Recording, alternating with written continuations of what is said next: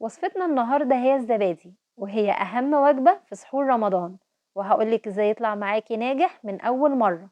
بس قبل ما نبدأ ما تنسيش تشتركي في القناة وتفعلي الجرس عشان دايما تشوفي كل وصفاتي الجديدة. لتر حليب طازج غليته وسبته في التلاجة وشلت منه القشطة عشان الزبادي يطلع معانا كريمي وناعم زي الجاهز. هدفي اللبن بحيث لما احط صباعي استحمل درجة الحرارة لمدة دقيقة، أو درجة حرارته تبقى من 48 ل 50 لو عندك المقياس. 200 جرام زبادي، هضيف عليها معلقتين كبار من اللبن الدافئ ومعلقة كبيرة من الحليب البودر، وده اختياري لكن هيدينا نتيجة أفضل للزبادي.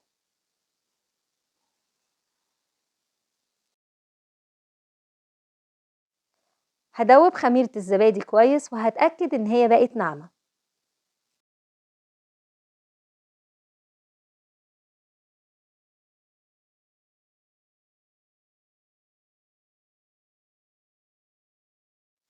هسيب الخميرة على جنب لمدة دقيقة، وبعدين هوزع الخميرة على اللبن كويس.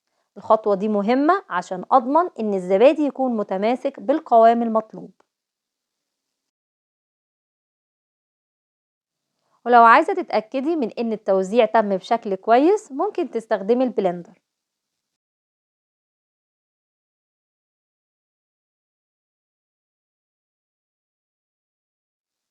هبدأ أصب الزبادي في الكوبايات بأي أحجام حسب المتاح عندك،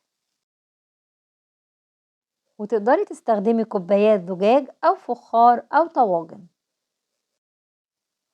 هنحطهم في صينية وهنصب مية ساخنة عشان تسخن الكوبايات والبخار يسخن الحليب ويبدأ الزبادي يتكون. ارتفاع المية يدوب ربع الكوب.